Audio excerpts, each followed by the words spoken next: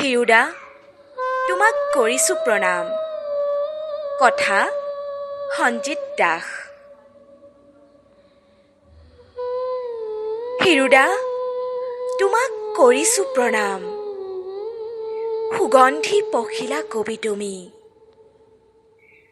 তোমাৰ কলমৰ পৰশ পাই কবিতাই গাভৰু হয়। তুমি কবিতাৰ হৃদয়ত আঁকি দিলা অনুভৱৰ আলপনা। তোমাৰ কবিতাৰ আজন্ম প্ৰেমিক আমি। তুমি অসমীয়াৰ মান, তুমিয়েই অসমীয়াৰ সন্মান। তুমি জাতিৰ বাবে, তুমি ভাষাৰ বাবে সৃষ্টি কৰি গলা কবিতাৰ শিৰোনাম।